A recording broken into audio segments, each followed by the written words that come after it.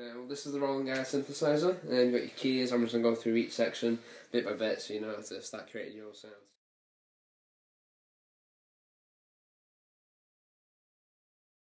The first section is the oscillator.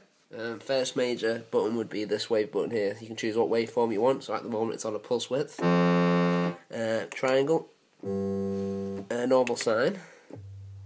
You have the option to use noise, but no one really uses it unless you use it with a second oscillator. And this is super saw, and of course you got saw and square. There's 3 different variations of each waveform, so I've got pulse width.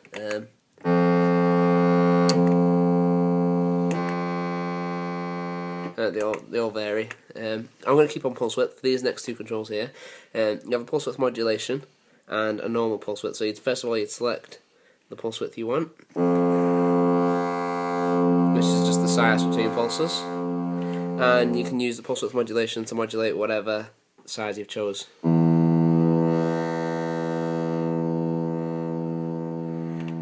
Next important one would be this key on attack and decay. Basically it reaches where the pitch you've played. So let's say I play C here, it's a normal C. If I put it up, it'll rise towards the C.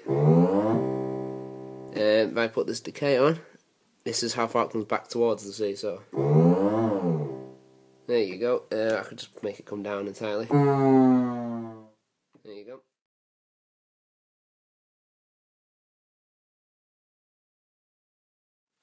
This next bit is the filter. It's a majorly important part of the synth. I won't go into too much detail. Basically, you've got different modes here: low pass, high pass, band pass, or just bypass in general. We'll go with a low pass, and this is your cut-off point. So obviously, with the low pass filter, it'll remove all high frequencies as I turn it.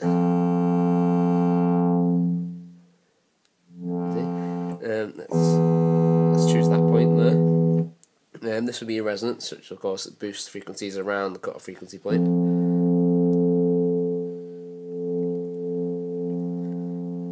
And this is just a typical envelope, which I'll go into more detail on in the second part.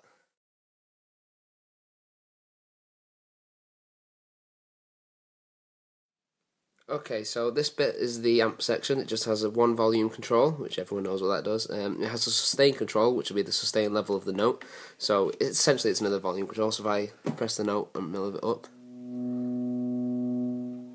more like a volume. This is the attack control of an envelope.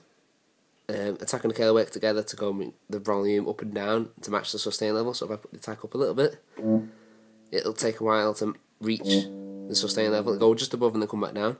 Decay is the amount of time it takes for it to come back down. So I have a high decay, it's slow to come back down, and the release decides how long it takes for the note to die out after you've let go. So I put it on full, press the key, let go, it's still, bring it down a little bit, it slowly dies away.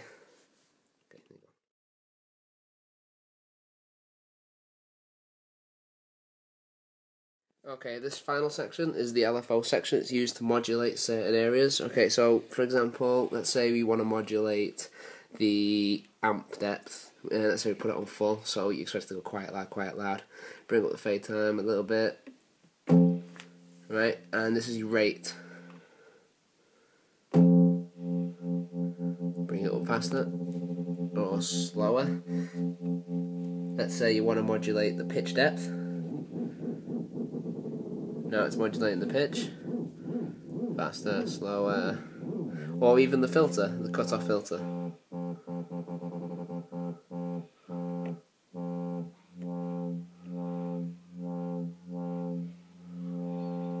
There we go. Of course you can change whatever wave you want to use to modulate, they all have different effects. So let's use an amp one for example. I'm now modulating that with a saw wave, and I'm now modulating it with a square wave, a random wave, and a triangle wave. So they all modulate in different ways depending on the way you want it. This section here will just allow you to add up multiple sounds. So I'm creating tone 1 at the moment using all the different controls. If I select tone 2, I can now make a second tone and add them together.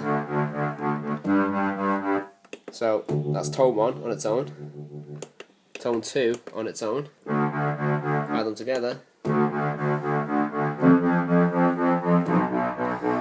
and you get that overall. And over here, on this section over here, you can just simply add effects. So let's say I want a bit of panning delay.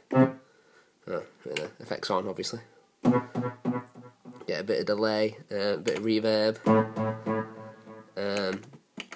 maybe a bit of flange.